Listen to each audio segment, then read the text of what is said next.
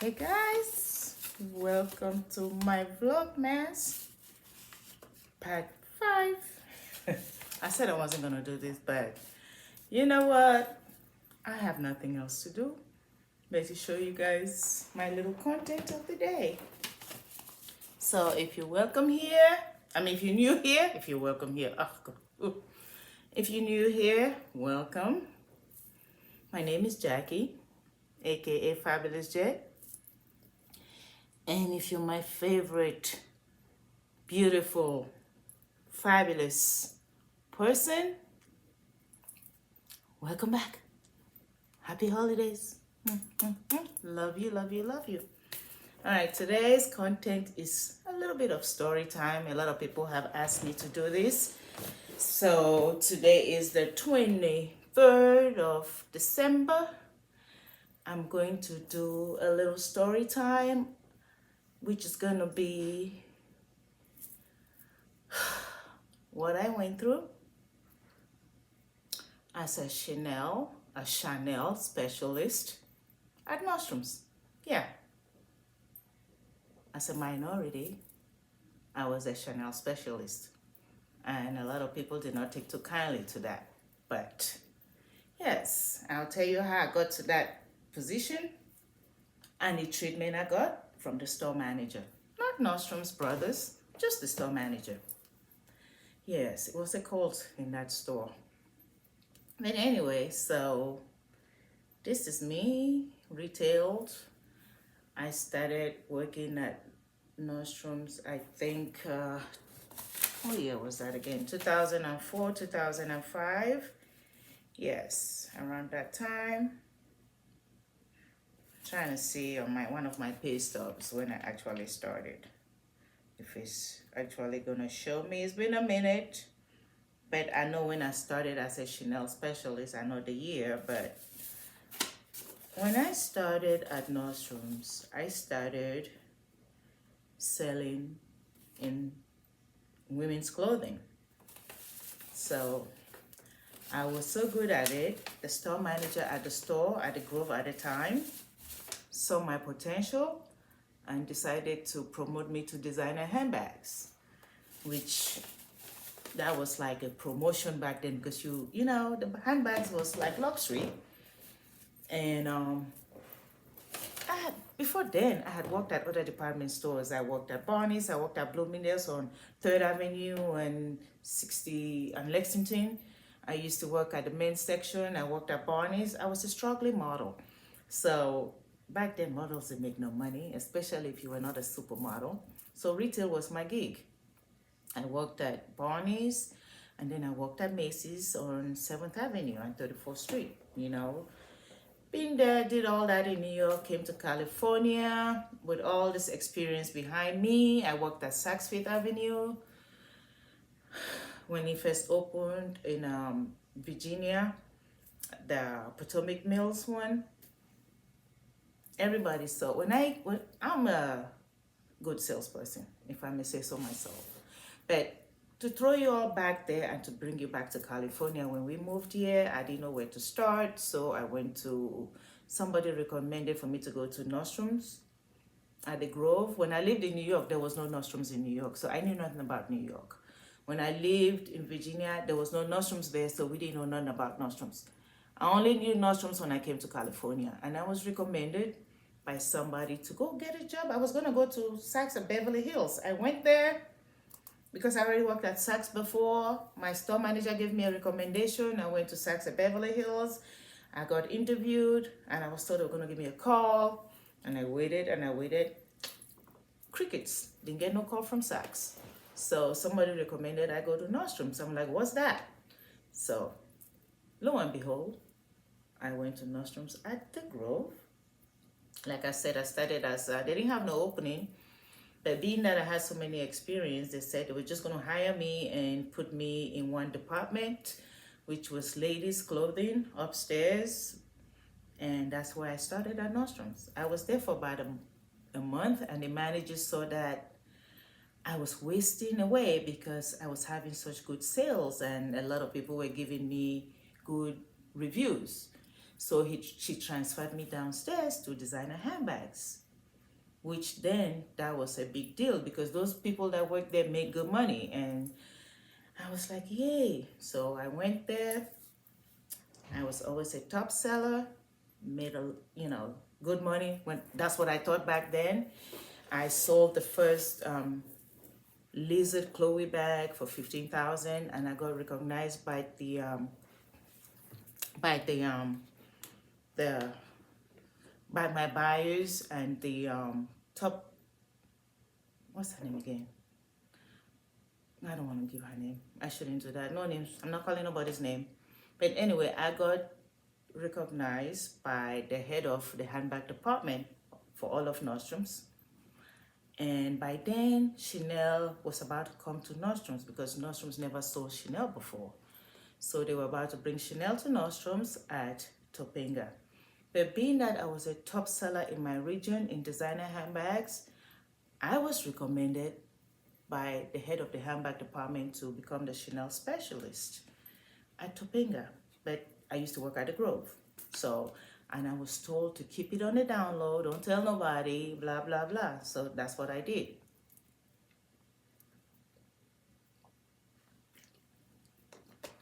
But my department manager at the time, she too was going to go to Topanga to head on that handbag department over in Topanga. Me and her were going to leave the Grove and go to Topanga because they were building a new store and they needed somebody we could experience. So she was going and I was going as a Chanel specialist, and somebody was hired from the outside as the Gucci specialist. She wasn't even no part of Nordstrom's. As a matter of fact, she was a Nordstrom's customer at the time, but then she worked her way into getting a job as the Gucci specialist. So lo and behold, I got transferred to Topanga, so I had to move to that area from Woodland Hills. I moved from Culver City to Woodland Hills so I can become the Chanel specialist. So when I got there, the manager at that store at the time had picked her own Chanel specialist that she wanted to become the specialist at the Chanel boutique. And this person had gone ahead and made business cards and everything, but I was sent on the down low just as a salesperson, and I was told not to say anything to anybody that I was going to be the next specialist until the store was done. So I was transferred to the old store. I worked as a salesperson. I kept my mouth tight, closed. But my manager that went with me had told me, listen, when you go to the store, every time you see the store manager, make sure you're nice to her. Make sure you greet her and go like, hi, how you doing today? You look beautiful. Compliment her. And that's the only way she's going to like you, because right now she's not loving the fact that you're coming over. I'm like, okay. So, yeah, we went. The new store opened 2006. The first store, Chanel store at Nordstrom's. Announcement was made, the new Chanel specialist. The whole store knew this person that was going to be the specialist before. They were wondering why this girl came from another store. Why is she here? Some people speculated, but they were not sure. So when the announcement was made that yours truly was going to be the Chanel specialist, needless to say, I didn't get that much reception. People were like, what? I thought it was this person. What? Where'd she come from? What? But anywho, it was what it is what it is. I was appointed by the head of the department. The buyers liked me because I was a hustler. I sold a lot. I was close to being $1 million seller at the time. So I became a Chanel specialist. My first year, I became $1 million seller. Every year at that store, I was $1 million seller, which means I made more than $10,000 a month. Okay, guys, I made good money. I made 6 figures. And because of that, the store manager, you'd think she would like me, but she did not care for me one iota bit. Number one, I was minority, and she made that known. Number two, I was making more than she was. She didn't like that. So you guys know, let me just show you. We get paid at Nordstrom's every 2 weeks. If you ever work at Nordstrom's, you should know. But This is what your girl used to make every 2 weeks. See right here, maybe more. This is one of my little checks. This is 6,833 is what I made every 2 weeks. Okay, guys? See my name right there? Jacobine Truman. That's a 2 weeks paycheck. This is what I make when I did not sell too well. 5,000 every 2 weeks, 5,700 and blah, blah, blah. That's my downtime. Now, during the sale, which I cannot find my pay stubs, because it's been a minute, I made $10,000 every 2 weeks. And when you make that kind of money, this is what Nordstrom does. They put your pay on the bulletin board, and or how much you sold on the bulletin board, and everybody can literally calculate how much money you're going to make that pay period. So because of that, you acquire a lot of hatred. People were like, huh, what? She making this much? You know, what they don't understand is you're busting your ass making that money. So now you think the store manager will like me for making that much for her, making her store look good. I was $1 million seller. She had kudos because she had $1 million seller. This girl here, I worked hard. But this manager was plotting behind my back.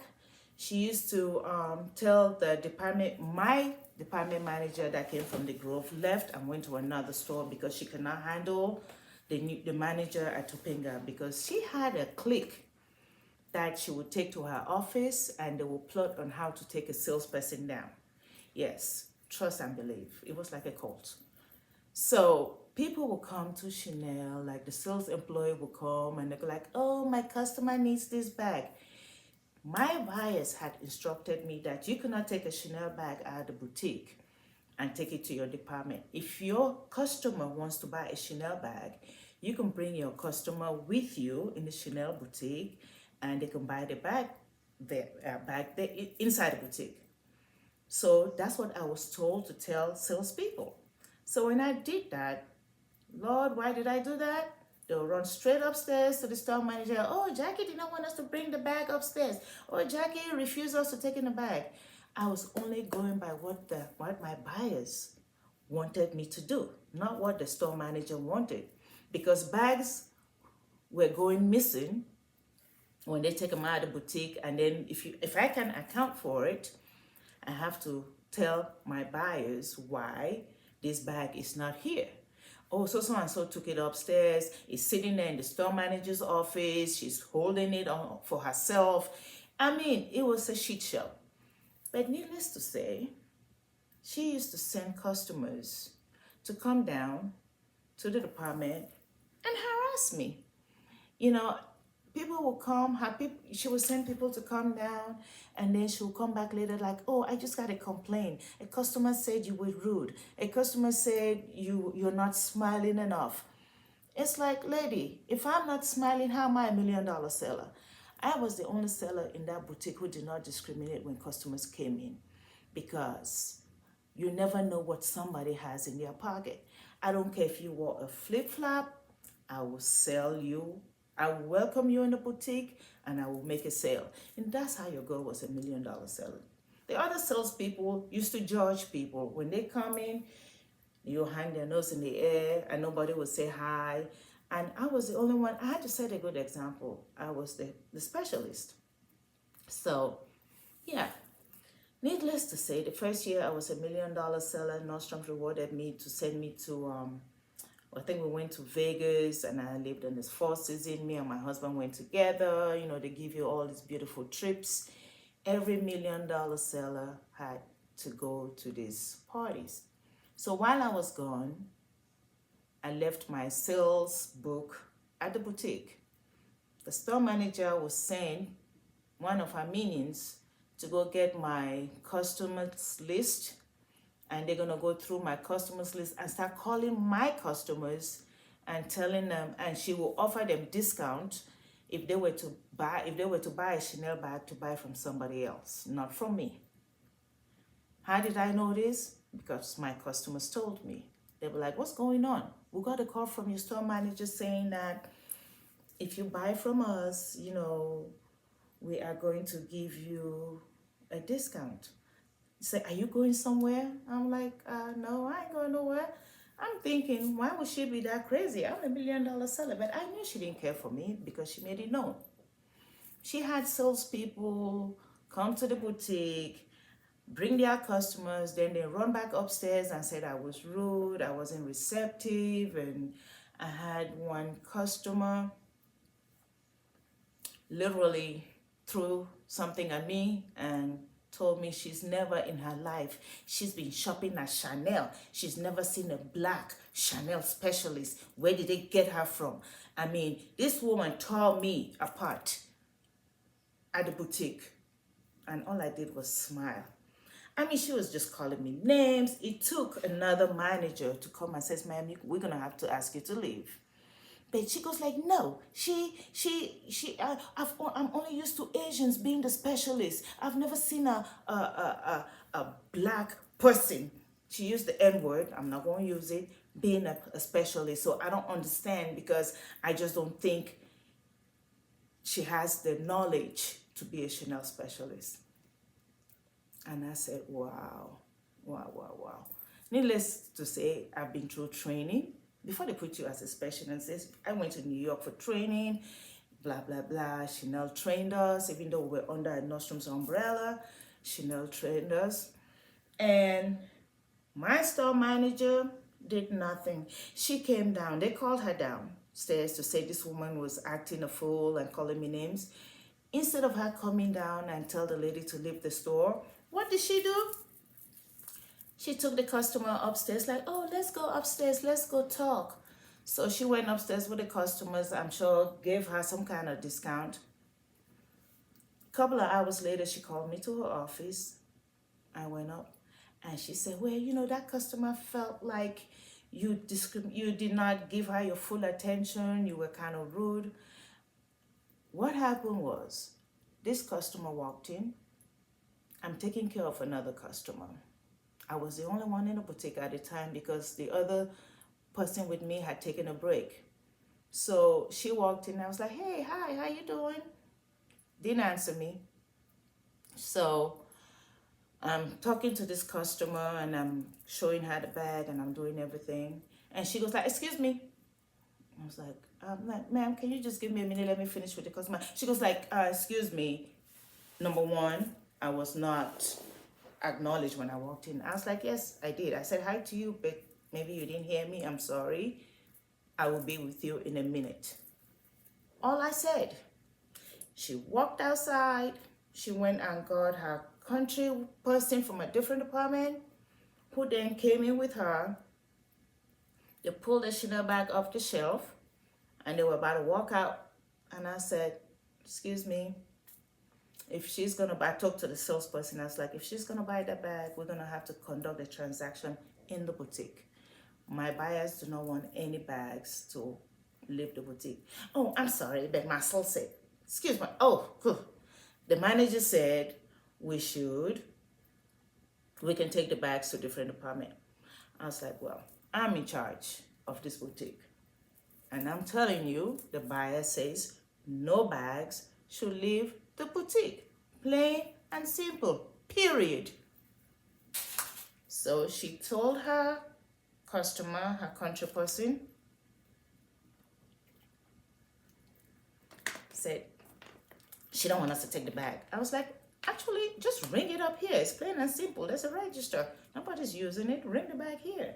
Why you gotta take it to the shoe department or whatever department she came from? I totally forgot. But needless to say, the customer barged in and started calling me all kinds of names. Told me she's never seen a black person work at a Chanel boutique before, more or less a Chanel specialist. And I'm just standing there looking at her, and I had to call security. And security came and it was like, ma'am, we're gonna have to ask you to leave. And she goes like, no, she needs to be fired, blah, blah, blah, blah. And you would think they would escort her out, right? No, they just let her going on and on. Everybody's watching as I'm just standing there taking all the insults.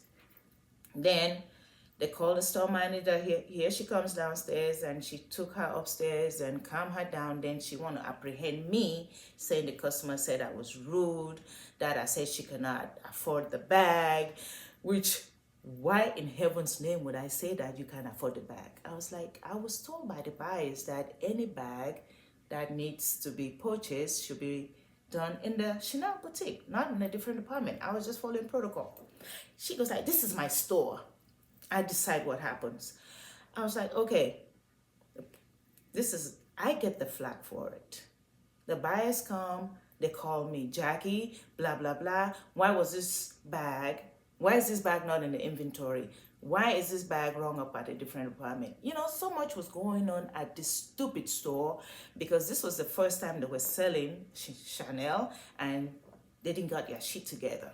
So what she did now, she started plotting against me, having other salespeople come against me, tell them, you know, they were gonna, if they helped to get rid of me, they were gonna get my position. The girl, there was an Asian girl that worked with me who was like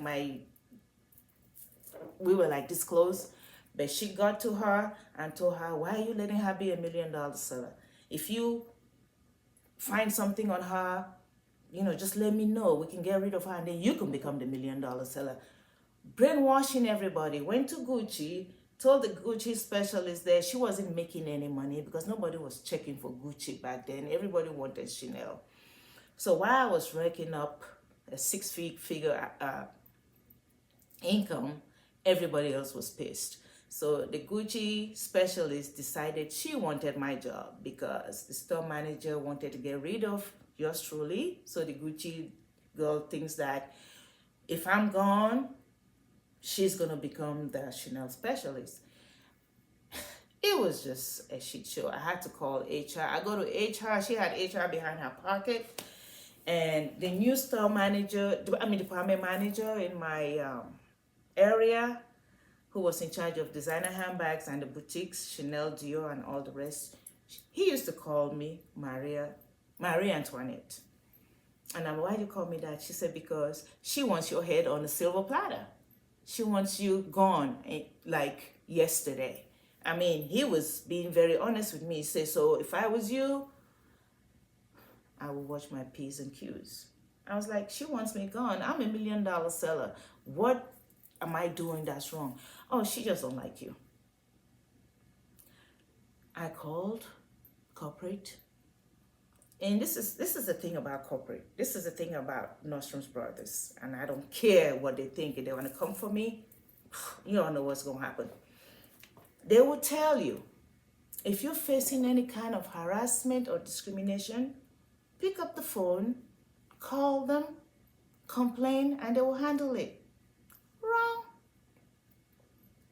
So I pick up the phone one day. I was like, this shit gotta end because I'm tired of going home and being stressed because this woman is on my ass 24/7. I'm making money from 2006 all the way to 2010. Consistently, I was $1 million seller. I never fell short. The buyers loved me. Chanel loved me. That's how, you know, as a specialist, I used to get free classic bags. Every season, I was asked to choose a bag. And she didn't like that because I was getting all this free stuff and that pissed her off even more. So bottom line is I called corporate. I spoke to the brothers. They, instead of them listening to me nicely, they yell at you on the phone.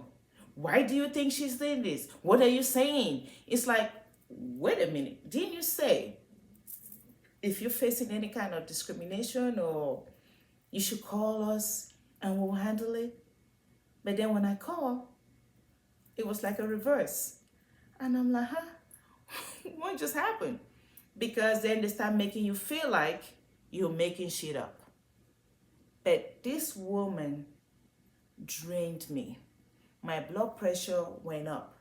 When I went for my checkup, my doctor told me, I'm not going to put you on no high blood pressure medication because it's not, what you're facing is like stress. It's like, I don't know, maybe it's your job, something is stressing you out and your blood pressure is off the chain. And asked me what I did, and I told him, I was like, I'm a salesperson. I work a lot. I give it my all. I'm supposed to get off at 6. Sometimes I would stay till 8 o'clock only because I had dedicated customers who would not deal with anybody else but me. If I 6 o'clock got there, it was like from 8 to 6. I mean 8:30 to 6, you punch in. When 6 o'clock got there, I'm about to leave. Here comes a customer of mine, go like, oh no, Jackie, don't leave. Then I have to stay. That's how dedicated I am. I will work overtime to take care of my customers.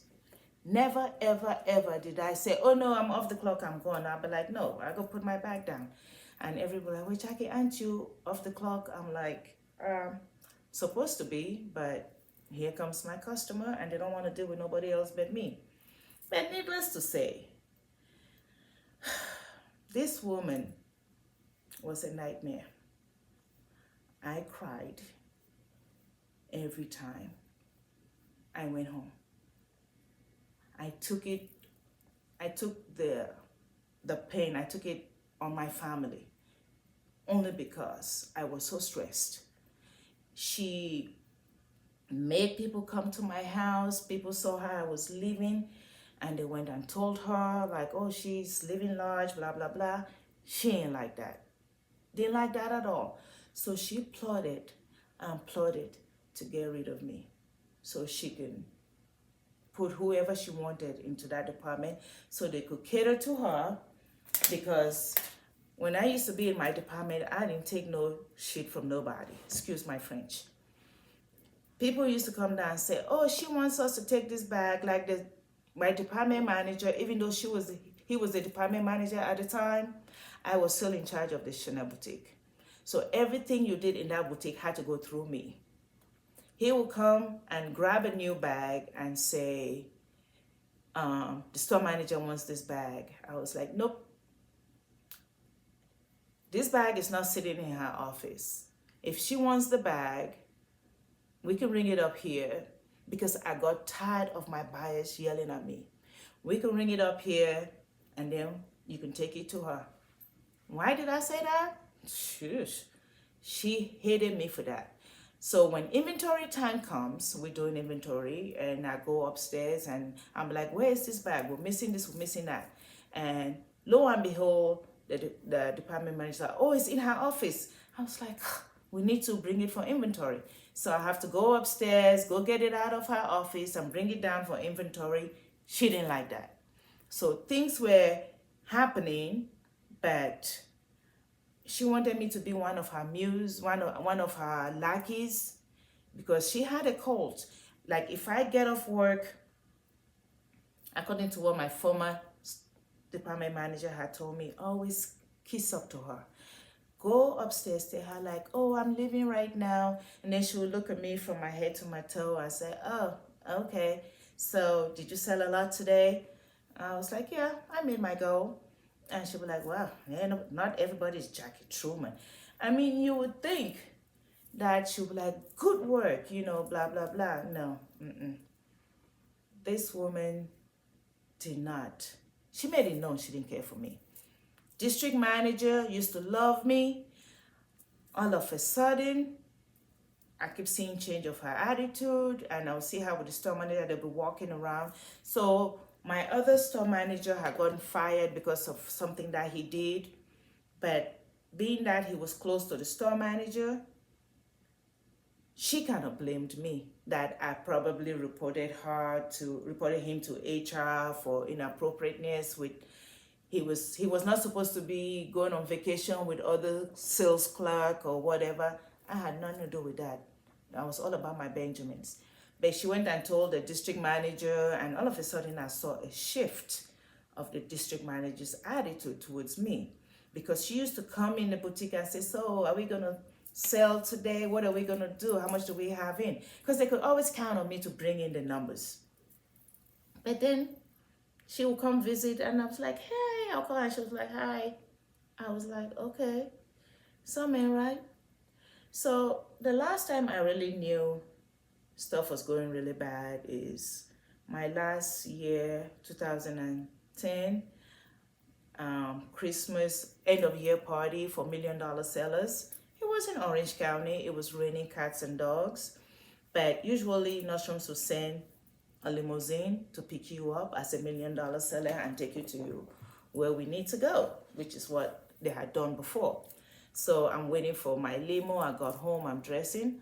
I got a phone call from her assistant telling me that I don't need to come to the Christmas party because it's raining cats and dogs, and she don't want, for me driving that far because they don't have a limo this time to pick me up.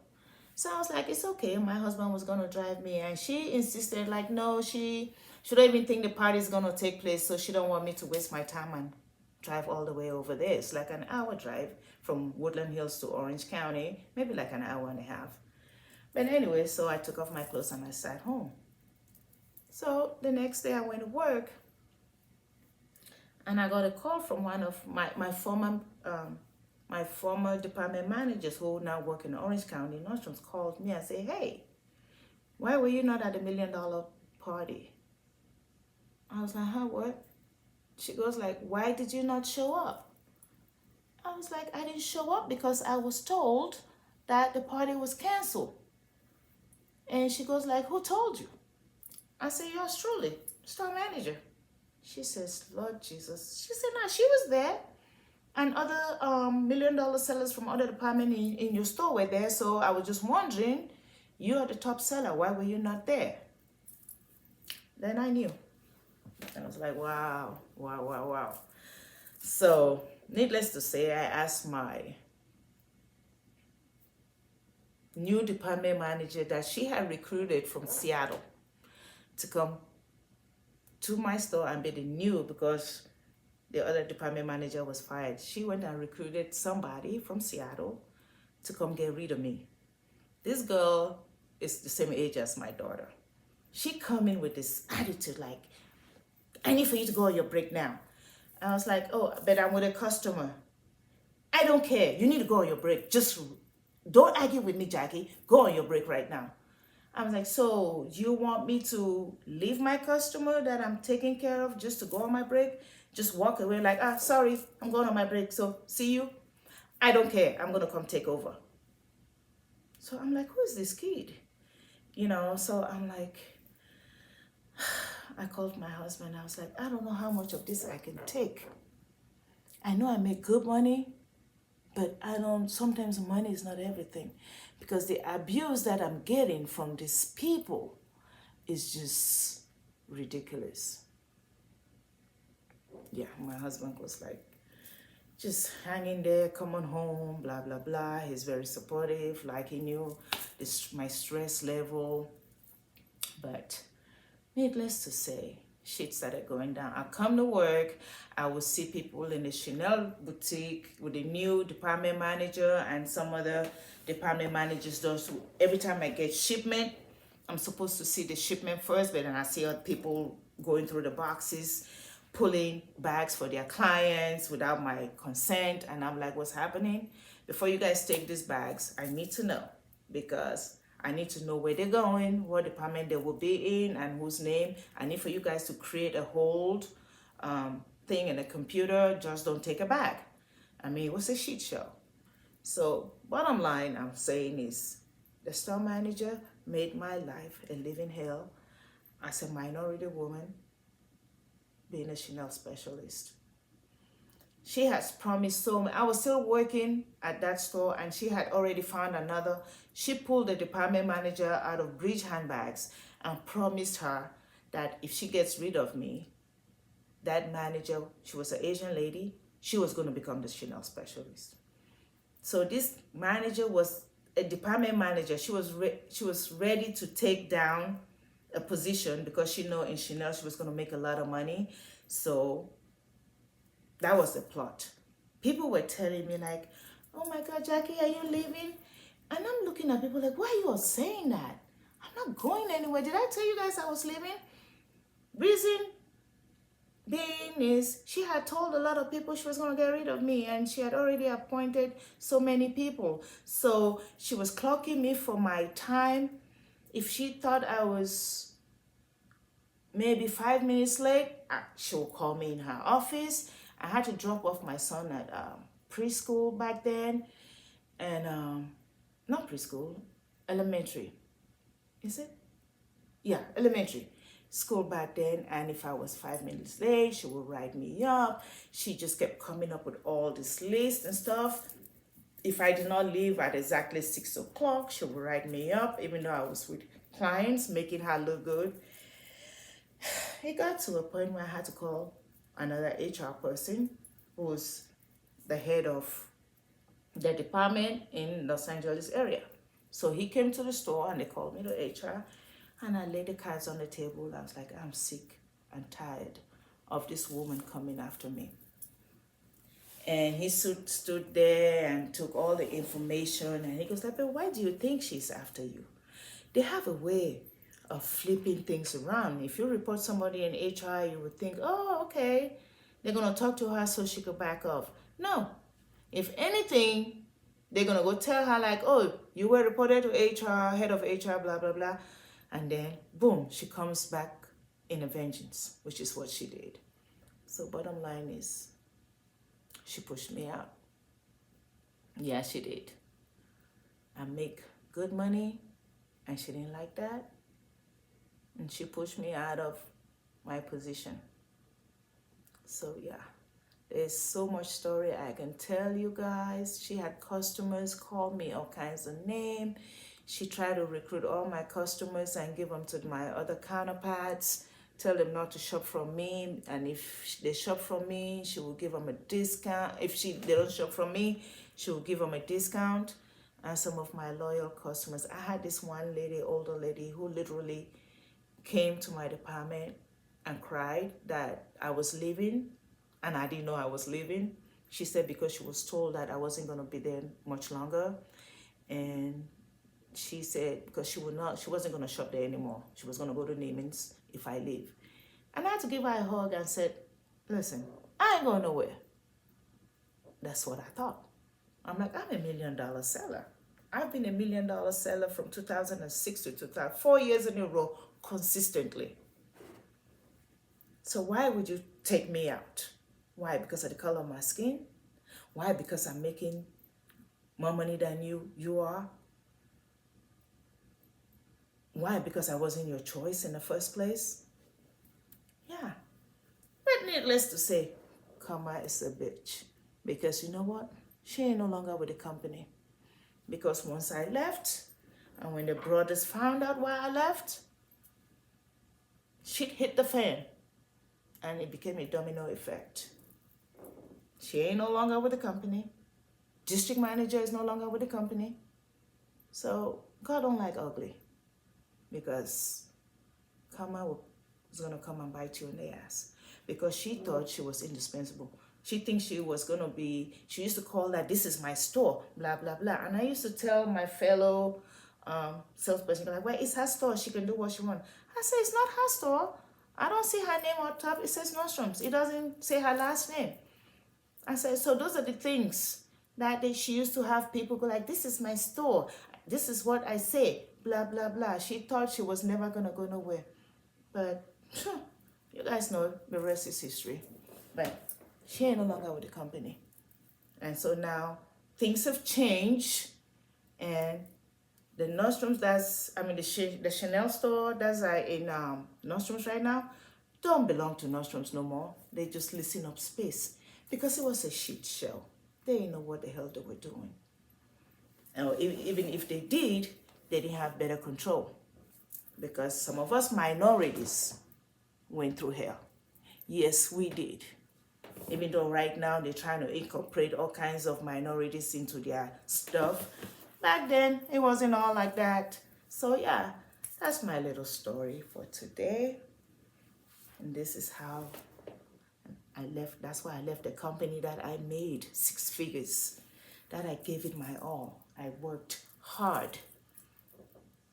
You would think when you work hard, you get rewarded. Yeah, I got rewarded. But then was being pushed out slowly because of yours truly. Anyway, guys, that's part of my story. I have more, and there will be a continuation. I will tell you. I went to New York for a Chanel meeting. She sent somebody else to come to New York with me. And my buyers did not understand why that person was there. Because she had promised them my job, that if she leaves, she needed to need some kind of training. Because the buyers asked me, like, why is she here? I'm like, I guess she just want to come to New York because she's never been to New York before. But there was a plan.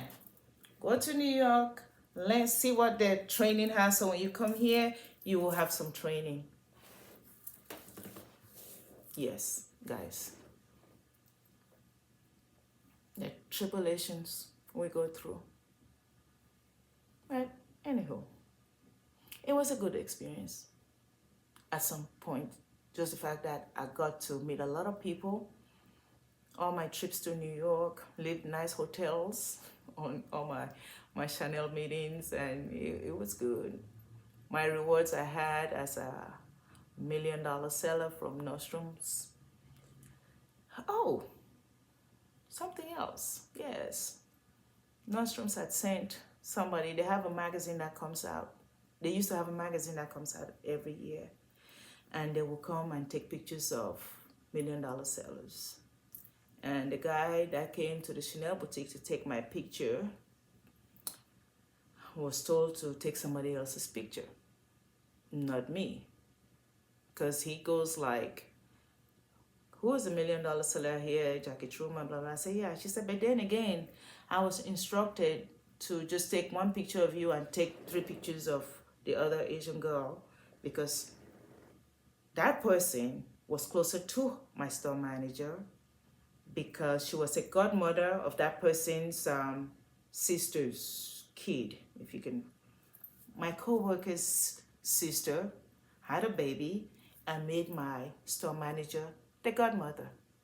You guys see the picture? So yeah, she decided that they should concentrate on her in the magazine than me.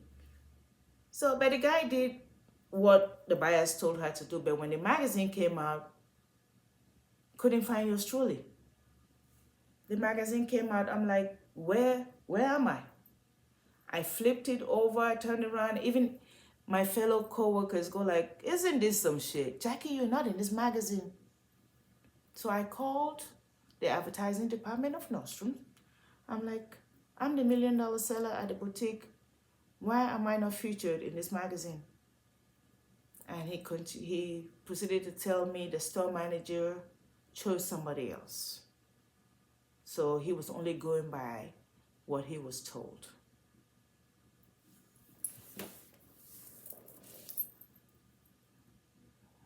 Do you guys get it? Yeah. That's why sometimes when I say Nordstrom, Nordstrom, yes. It was a painful experience, even though I made good money. She didn't like the fact that I had a nice house. I used to have Christmas parties at my house. She used to send her little spies who would go say, oh, she got this, she got that. She didn't like that. Not one iota bit.